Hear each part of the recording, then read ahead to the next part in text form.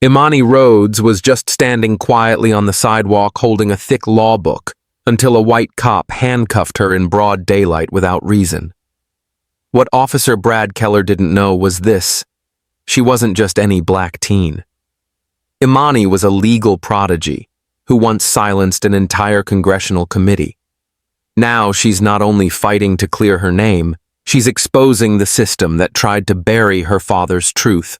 Can pure knowledge bring a corrupt officer to his knees? Like this video, if you believe justice starts with truth.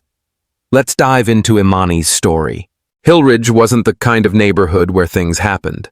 Lined with trimmed hedges, white picket fences, and golden Labradors, it wore its silence like a badge of pride. But on that warm Tuesday afternoon, the silence cracked. Imani Rhodes sat alone on a bench, knees tucked under a heavy law textbook. Her hair was pulled back into a tight braid, her highlighters arranged by color. She looked like what she was, a brilliant teenager prepping for a scholarship exam that could change her life. What she didn't look like, at least not to Officer Brad Keller, was someone who belonged there. The cruiser rolled to a stop across the street, engine humming, window lowered. "Hey," Keller called out, voice flat. "You live around here?" Imani looked up, polite but unfazed. "No, sir. I'm just studying." "Public sidewalk." He squinted at the textbook. "Law." "What are you, 15, 17? She answered. "Senior year. I'm preparing for—" "You get smart with me, kid." She blinked. "I'm answering your question." He stepped out of the car. Hand rested on his holster, his tone sharpened.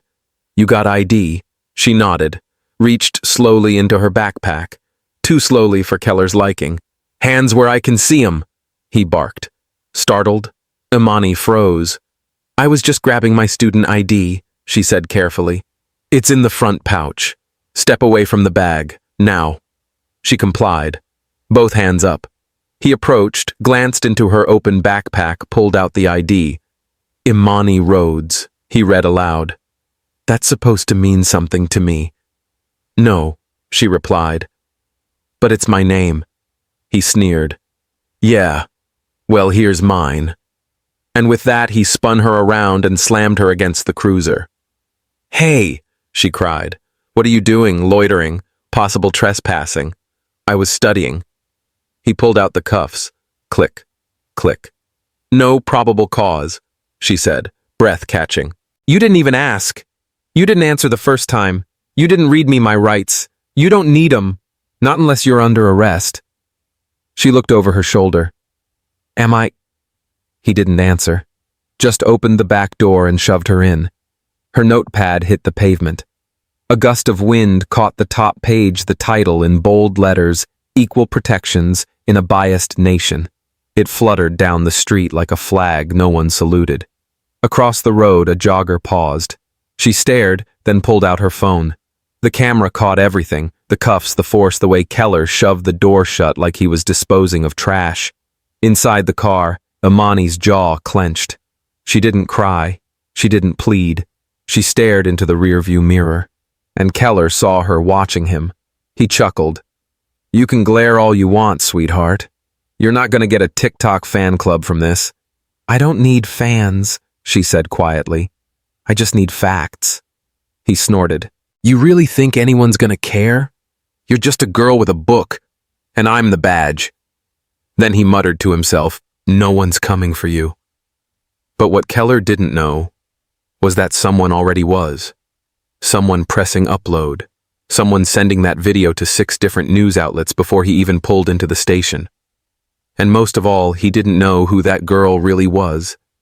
Because this wasn't just some mouthy teen. This was the daughter of Malik Rhodes, a man the department had quietly buried in paperwork and shame. This was a girl who'd spent years studying law not to pass a test, but to finish what her father started. And Keller. He just became chapter 1. The moment the steel door shut behind her, the silence in the station changed. It wasn't peaceful. It was strategic. Imani sat in a narrow interrogation room. No phone call, no lawyer, No Miranda rights. Just her. And a buzzing fluorescent light that seemed determined to break someone's patience. But it wouldn't be hers. Outside the room, Officer Morales glanced at the file, then back at the door. "Sir, this girl hasn't been processed," he said cautiously. "We're already past the detainment window." Captain Forrester didn't even blink. "No trace. No talk," he replied, eyes glued to his monitor. Morales hesitated. "That's a violation." Forrester looked up.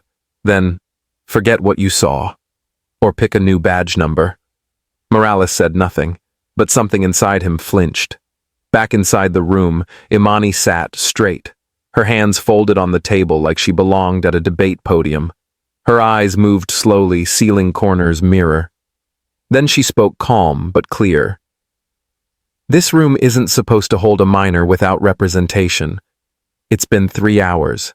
The Sixth Amendment is not optional." Behind the one-way mirror, 2 junior officers exchanged glances. One of them? Officer Lang furrowed his brow. "She's right," he mumbled. "She knows what she's saying." "She's bluffing," Keller muttered from the corner, but his voice lacked conviction this time. "She asked for a lawyer twice," Lang continued. "And we didn't log it. She's just a smartass," Keller said louder. But again, that flicker of uncertainty. Meanwhile, in the tech room, 2 floors above a young IT tech named Theo Chan sat alone, eyes darting between camera feeds. He rewound the hallway footage, paused, watched again. He zoomed in. Timestamp 3:41 p.m. Imani already cuffed. No processing, no forms, no lawyer. His gut twisted. He opened a secure drive, copied the segment, and slipped the footage onto a blank USB stick. He didn't label it, didn't sign it, just tucked it behind the fuse box near the locker room. Someone would find it eventually. Someone always did. Back downstairs, Morales began making quiet notes. Time of entry, time of silence. Gaps. He looked up at the glass. Imani hadn't moved. She was waiting not with fear, but with precision. Like a chess player watching the board while her opponent forgot the rules. Keller stood beside the mirror, arms folded. "She's trying to make us doubt ourselves," he scoffed. "No," Morales murmured. "She's just reminding us what we already know." There was a pause. Keller turned toward Morales. "What's that supposed to mean?" Morales didn't answer. Inside, Imani leaned toward the mirror. "You think I don't know how this works?" she said, steady. "I know the history of this room. I know which officers have been investigated. I know how many black kids disappeared into this building and never got a phone call out. But here's what you don't know." She tapped the table twice. "I've been preparing for this moment since I was 9 years old." Keller's jaw clenched. "Who the hell is this girl?"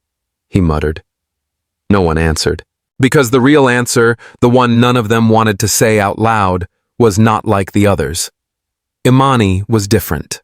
Not louder, not tougher. Smarter. And worse, she wasn't just smart. She was trained. Forrester walked in just then. "That's enough." "She's quoting statutes," Keller snapped. "Like she's rehearsed this." "Maybe she has," Forrester said coldly. "But it ends here."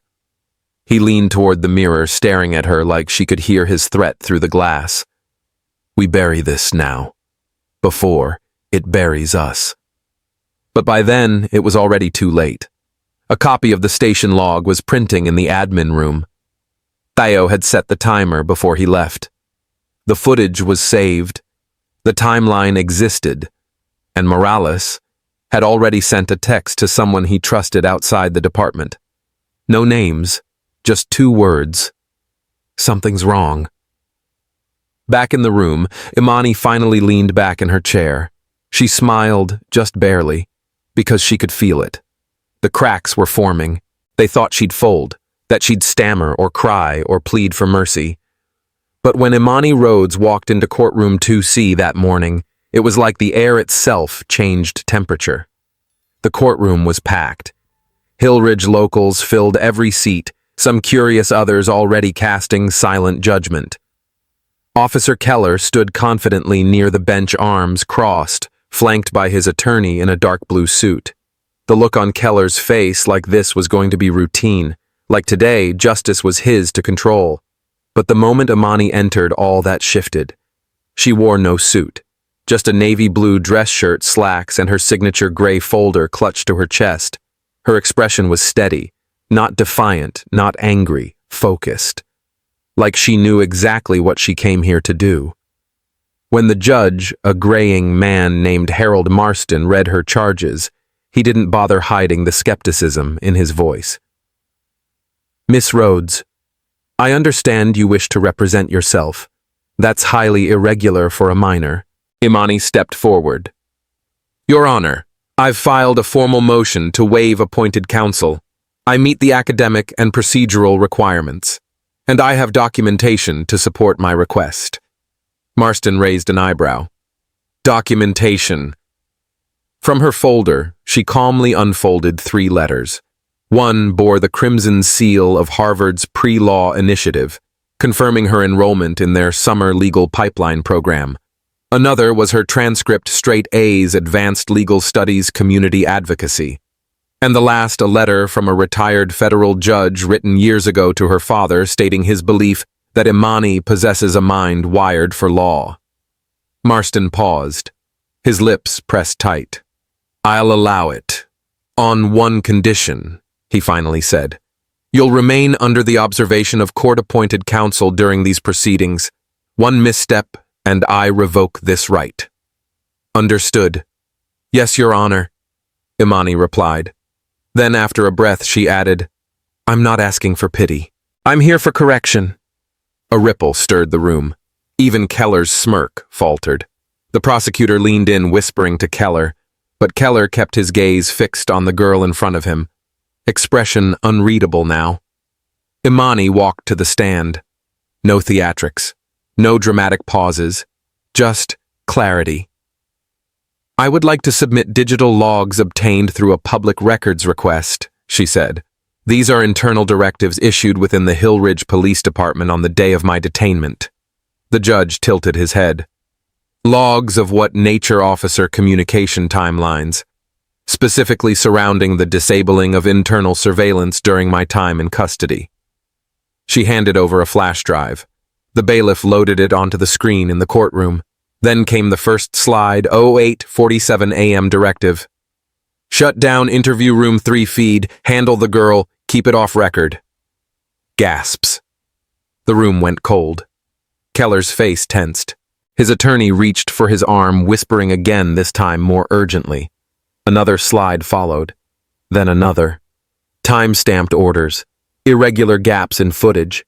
Internal flags that no one expected a 17-year-old to know how to uncover, let alone piece together and present under oath. "Where did you get these?" Marston asked, now sitting upright. "They were copied onto an anonymous flash drive and mailed to my family's address. I verified them through cross-referencing open log timestamps and public footage from the building's exterior." "And you believe these were suppressed?" "I don't believe," Imani replied. "I know. And this court has the right to know too." For a second, the courtroom just held its breath. Even the court reporter looked stunned, her fingers frozen above the keys. Keller shifted his stance, jaw tight. Gone was the relaxed officer from earlier.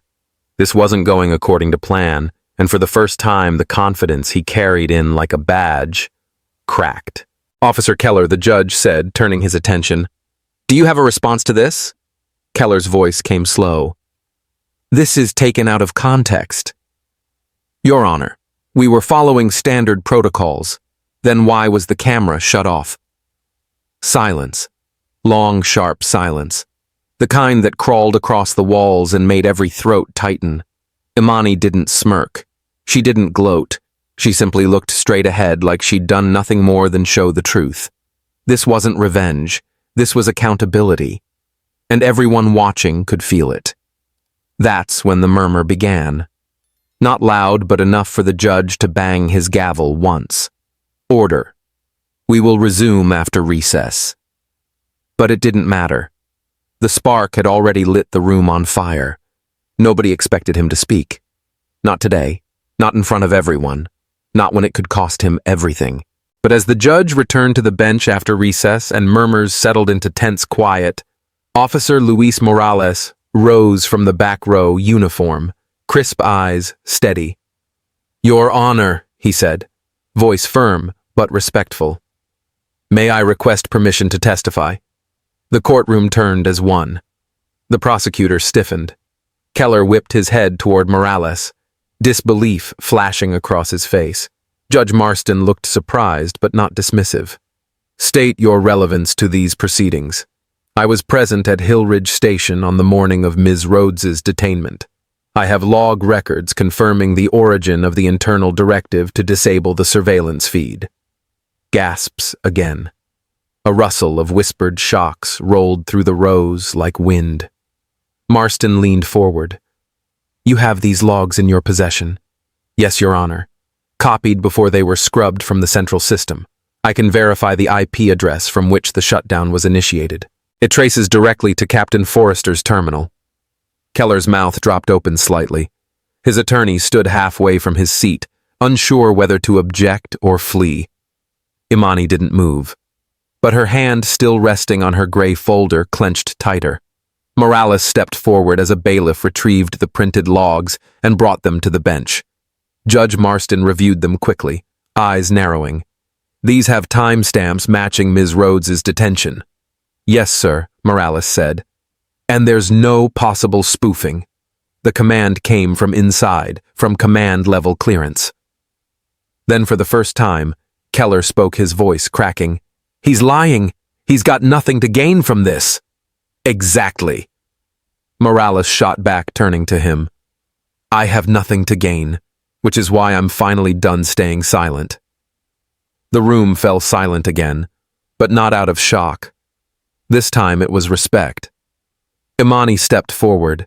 She didn't raise her voice. She didn't need to. "Your Honor, under Rule 403 and Article 38 by 23, evidence gathered without due process, especially through tampered surveillance, is legally inadmissible. Dead on arrival." The judge nodded slightly, lips pressed. "You've done your homework, Miss Rhodes." She nodded. He counted on me not knowing it. Keller sat back, furious but cornered. And then came the sound no courtroom is ever truly ready for, the buzz of phones vibrating, notifications pinging in chorus. Judge Marston turned sharply. "What is that?" A young woman in the back stood. "Sir, the video. The footage of Ms. Rhodes being arrested on 82nd. It's everywhere. It's trending. Twitter, TikTok, Instagram." On screen, someone opened the clip Morales had anonymously posted days earlier, now paired with today's testimony. The caption read, "This is what happens when truth finds a voice. Had justice for Rhodes." Within minutes, the hashtag had climbed into national trends. Outside the courthouse, people had started to gather. Not shouting, just watching. Holding signs. Some holding copies of her school ID. Others screenshots of the court log slide. Judge Marston looked down at Keller. "Until this is fully investigated. Officer Keller, I am suspending you from active duty. Effective immediately." The words landed like a gavel of their own. Keller looked around, no ally in sight. Not even his lawyer could shield him from the look on the judge's face. Somewhere in the back of the room, Imani's mother sat, her hands pressed together at her lips. Her eyes weren't teary, just proud. Far away in a locked office lit only by fluorescent light, Captain Forrester watched the hearing unfold on his office screen. He didn't blink, didn't curse, just stared at Imani's face as if studying her. "Let's see," he muttered, tapping the desk with a pen. "How long she stays perfect." Meanwhile, Sienna was already 3 steps ahead. At Imani's request, she had prepared a backup strategy. In her bag sat a sealed envelope, one left behind by Malik Rhodes before his final deployment. Inside a dossier, handwritten annotations, and something else they hadn't yet opened. "Imani," she whispered during the recess, "if this goes deeper than Keller, we'll be ready." Imani looked at her. "I know," she said. "We already are. Some stories never die." They wait silent, buried patient until someone brave enough comes along to dig them up. The courtroom was packed again, but this time, it was different. Reporters lined the back. Microphones waited just outside the door. And in the front row, Imani Rhodes stood with a small, unmarked folder in her hands. She didn't tremble. She didn't blink. "This," she said, placing it gently on the evidence table, "is a sealed report from the External Internal Review Division, EIRD. My father filed it 11 years ago." The judge raised an eyebrow. "Malik Rhodes." "Yes, Your Honor." The audience stirred. Some whispered, recognizing the name. Most had forgotten. The military had made sure of that. Imani opened the file, revealing heavily redacted pages, except for one name, bold and repeated. Captain Daniel Forrester. She looked straight at the judge. The same man who ordered the cameras turned off. The same man who claimed my detention wasn't worth documenting. Judge Marston leaned forward. "Are you implying this was not the first such incident?" "I'm not implying," Imani replied. "I'm proving." She flipped to the next page. It was a photograph, grainy but unmistakable. A burned-out car twisted metal-scorched earth. "My father died in that explosion. They said it was an accident." She looked toward the ceiling, eyes momentarily glassy. "But this report shows he was working on an active case of internal corruption. He wasn't just an investigator, he was a whistleblower." A hush dropped like a curtain. Even Keller looked away. Suddenly, from the speakers at the side of the courtroom, a low static buzzed. Then a voice, recorded scratchy but unmistakably calm, played aloud. "Justice doesn't live in titles or uniforms. It lives in memory, not power. That's why they fear it." Gasps filled the courtroom. It was Malik Rhodes. Imani didn't move. Her mother covered her mouth with both hands as the tears came, not loud, just silent like grief returning from a long walk. Judge Marston removed his glasses. Even he couldn't hold back the weight of that voice. The jury didn't say a word. They didn't need to. Something had shifted. A ghost had entered the room not to haunt, but to finish what he started. Then came the headlines. Within minutes, the press had picked up the tape. News anchors scrambled to explain how a 17-year-old girl had revived a cold case that had been deliberately erased. Who was Malik Rhodes? Did Hillridge police bury a federal investigation? Is Imani Rhodes the next civil rights icon? Back inside the courthouse, the judge turned to the legal counsel.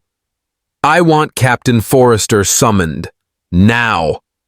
But the reply came before the order left the room. From the hallway, a slow, deliberate sound of boots echoed against the tile. The door creaked open, and there he was. Captain Daniel Forrester. Calm, immaculate, unapologetic.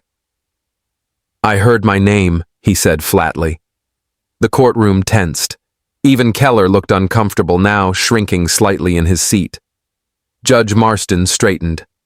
"You've been named in an ongoing internal investigation and are hereby requested to appear as a witness." "I won't be a witness," Forrester interrupted. He turned eyes scanning the room until they landed on Imani. "I'm the system," he said coldly. "She's just noise." Silence.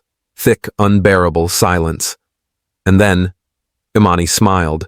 A small, steady, knowing smile. She took a single step forward, her voice calm and clear. "This noise," she said, "is about to echo." The court reporter's fingers paused. Someone in the gallery whispered, "Did she just—" Yes, she did, because in that moment it wasn't just about her anymore. It was about her father. It was about the boys and girls who never got their hearings. It was about the silence that stretched between brutality and justice, and the girl who dared to speak into it. As Forrester stood motionless, Judge Marston spoke again. "Captain Forrester, you will return tomorrow under subpoena. You are no longer above questioning." Forrester didn't flinch, but his jaw locked, and for the first time he looked like the one who might crack. Outside, a new chant had begun to rise from the crowd. "Justice remembers. Justice remembers. Justice remembers." And from the courtroom window, Imani could see them, holding signs, wearing her father's quote on their shirts, passing around copies of the leaked report she had released to the public just that morning. The ghost of Malik Rhodes had returned, but he hadn't come alone. The judge was just about to call for a recess when the rear doors of the courtroom creaked open. Every head turned.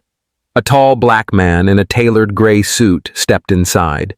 His gait was calm, but his presence carried weight like history, walking in on purpose. The bailiff leaned toward the judge. "That's Dean Lionel West, from Harvard Law." Judge Marston straightened in surprise. Even he didn't expect this. Dean West didn't wait for permission. He stepped forward, adjusted his glasses, and faced the courtroom like it was a lecture hall. "Your Honor," he began, voice deep but composed. "I apologize for the interruption, but it's time this court knew who they were judging." Imani sat still, hands folded, spine straight. Not a flicker of surprise in her eyes. She had known he might come. Dean West turned toward her, then back to the bench. Miss Imani Rhodes completed Harvard's full pre-law scholars program at age 14, with highest distinction. Gasps rippled across the courtroom. Even Judge Marston leaned back, visibly taken aback. At 14. "Yes, Your Honor." She completed coursework in constitutional law, due process, and legal ethics with professors who now sit on federal advisory boards. She scored in the 99th percentile on every written assessment. Keller scoffed from his seat, shaking his head. "This is just theater." But before he could stand, Dean West raised a hand and calmly reached into his briefcase.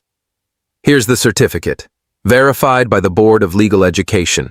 You may enter it into evidence." He handed it to the court clerk, who brought it to the judge.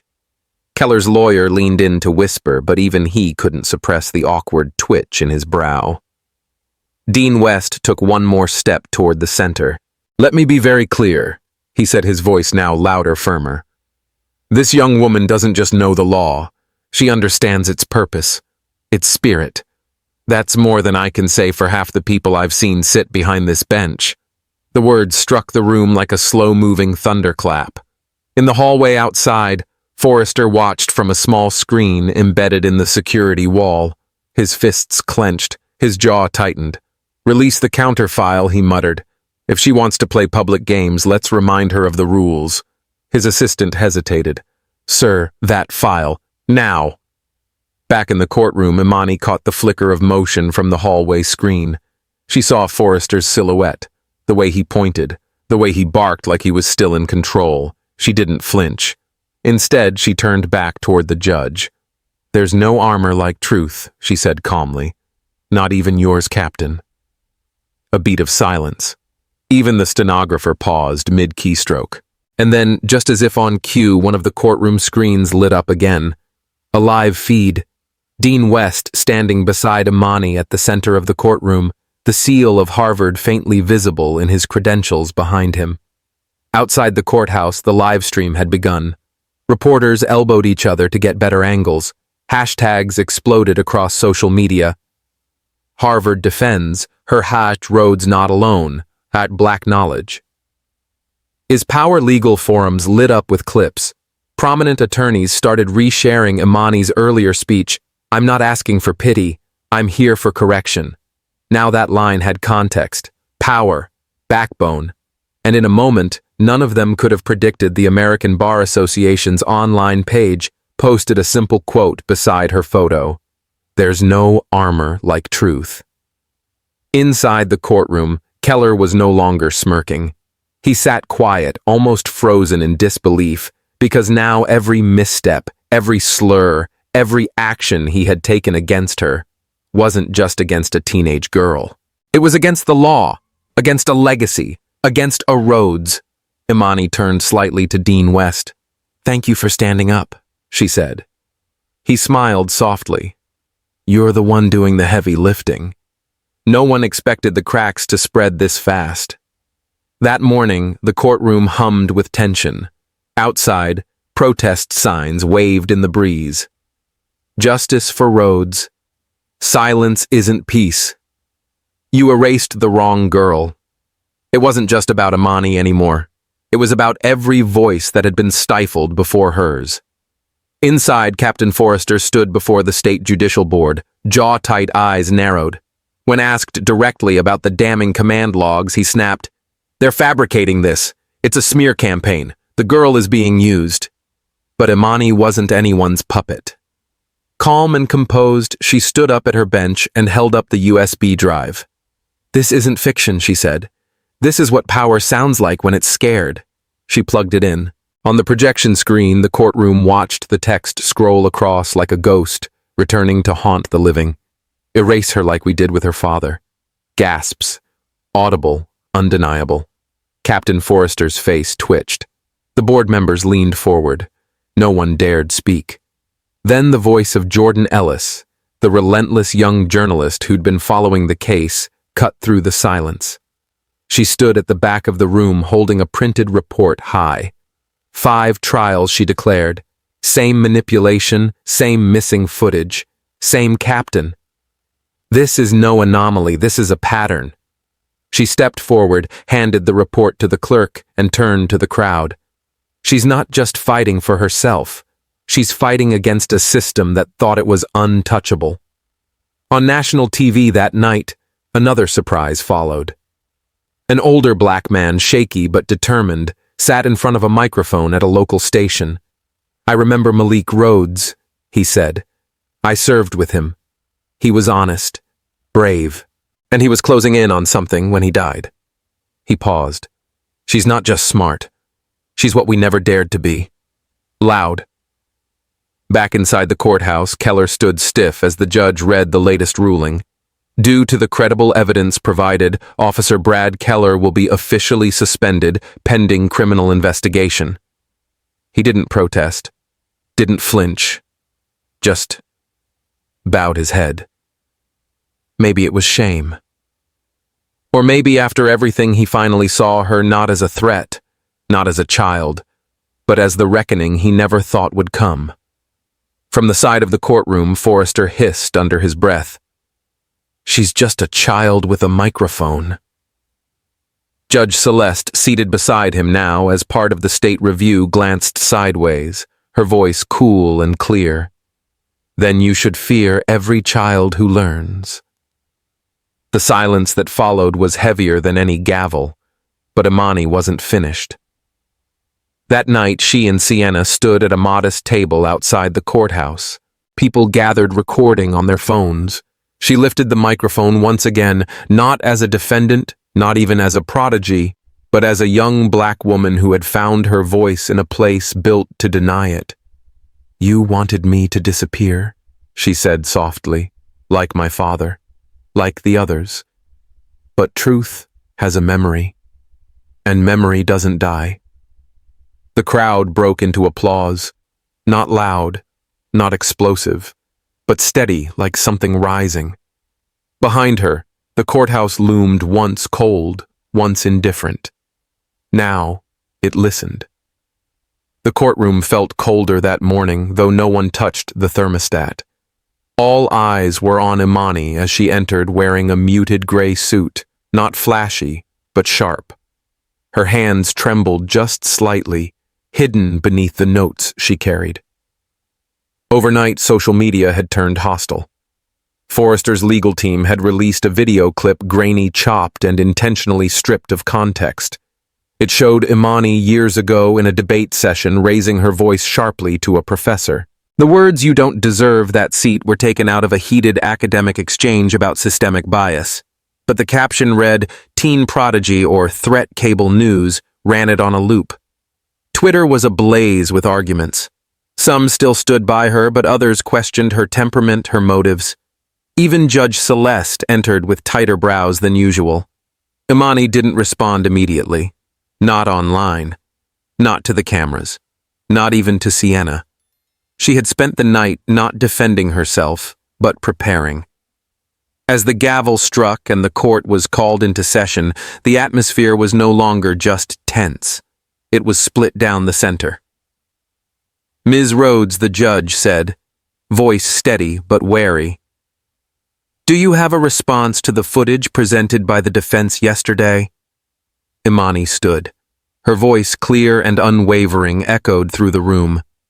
Yes, Your Honor. But I won't respond with anger. I'll respond with truth. She walked to the display screen, plugged in a slim USB. A new video appeared. Same day. Same setting. But the full footage. It showed the full discussion, a structured legal debate with a Harvard professor. The professor, challenging the students, had stated, in the real world, your credentials won't protect you if you look like you don't belong.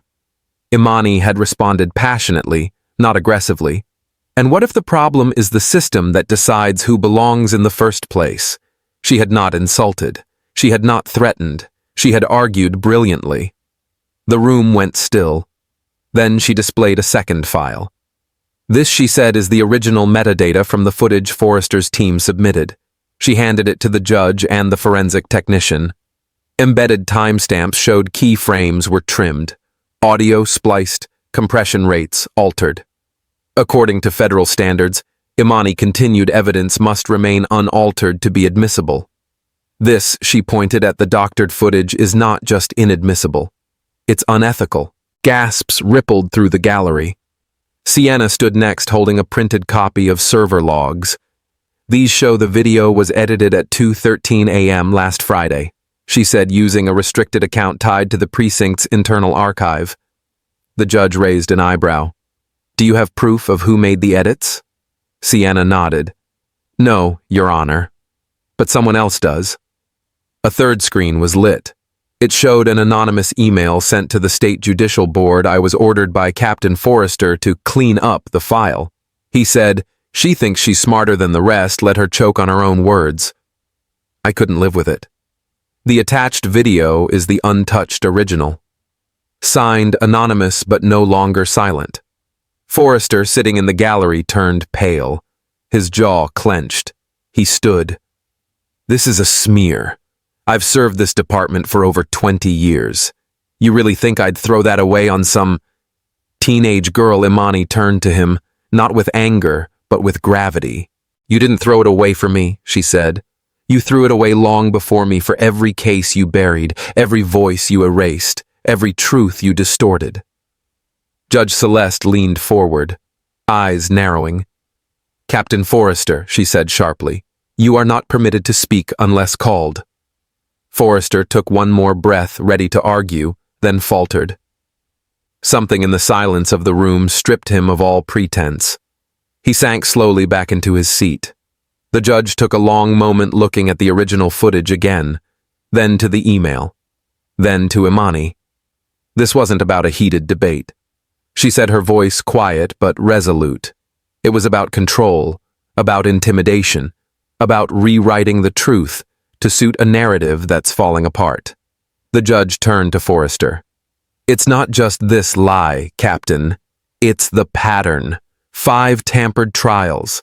A father's mysterious death. Now this. She paused.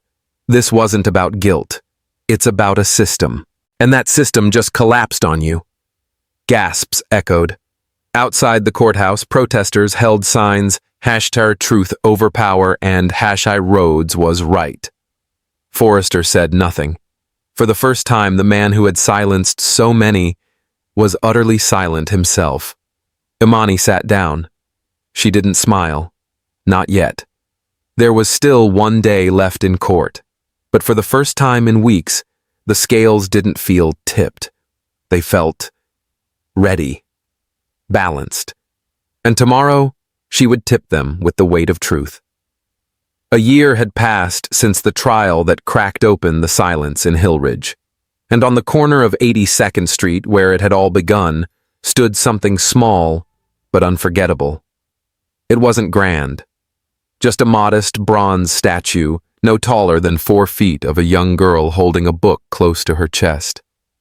Beneath it, carved into the stone in clean, deliberate strokes, were the words, "Truth is not given, it is remembered." At the unveiling, there were no speeches, just stillness, a quiet reverence. Even the wind seemed to hush. Inside the town's newly renovated library, a quiet corner had been transformed.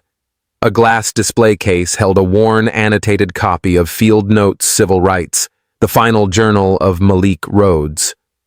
Next to it, placed gently without frame, was a photo of Imani, her hand resting on the very same book, eyes lifted with a defiant calm. Visitors came in waves, lawyers, teachers, teens in school uniforms, and on one spring afternoon, a mother and her daughter stood silently at the exhibit. The little girl, no more than 7, whispered, "Did she save someone?" The mother looked down, then up at the photo. Her voice was quiet. "She saved all of us." Not far from that very library, a man stood at the edge of the crowd during the memorial ceremony. His shoulders were tense, his badge long gone. Keller. He didn't speak to anyone. No handshakes, no nods. One student recognized him and simply turned away. Cold, measured. The past didn't shout, it simply stared back. Imani herself didn't attend the ceremony. Not out of bitterness, but because she was busy somewhere else. In the old Southridge Community Hall, just blocks away from where her mother used to walk her to elementary school, Imani had opened the doors to something new. Civil literacy for all, a grassroots legal workshop for Black and minority youth ages 13 to 19, free of charge, no sponsors, no press, just chairs, chalk, and conviction. On the first day, the room was packed. Kids from all over the county, some nervous, some skeptical, all curious, took their seats. Imani walked in wearing jeans and a navy sweater. No podium, no fanfare. She simply picked up a piece of chalk and turned to the board. And with calm, deliberate strokes, she wrote, "We don't memorize the law to pass, we master it to resist." The room fell quiet, but the silence wasn't fear, it was focus. She smiled faintly, then added, "And no, this isn't about turning you into lawyers. It's about turning you into citizens who can't be erased." Meanwhile, across the country, something else had taken root. At the National Justice Museum in D.C., nestled between a retired gavel from the Brown v. Board case and a faded photo of Rosa Parks, sat a sleek, sealed glass box. Inside, a simple black USB drive, the very one that once carried the damning files, the internal chat logs, the uncut video, the truth. A small placard beneath it read, "This wasn't a trial, it was a testimony." And people stopped in front of that case longer than any other. Some wiped tears, some just stared, but all of them walked away changed. Not because the story was perfect, but because it was unfinished. Because somewhere someone was still teaching, still remembering, still resisting. And if this story stayed with you just a little longer than you expected, then maybe it did its job. Because at its heart, this wasn't just a story about one girl or one trial. It was about memory, about what happens when truth refuses to stay buried, and how the quiet courage of one voice can rattle an entire system built on silence. Here at Mr. Mac's Stories, we believe stories like these matter because they remind us who we are, and more importantly, who we still have the power to become. So if this journey moved you, if it made you think, reflect, or feel something real, please like this video, share it with someone who needs to hear it, and hit that subscribe button so you won't miss the next powerful chapter. Every click, every share, every comment you leave, it fuels our team to keep digging deeper, writing bolder, and telling stories that truly stay with you. And remember, here at Mr. Mac's Stories, we don't just tell stories, we echo the ones the world tried to forget. See you in the next one.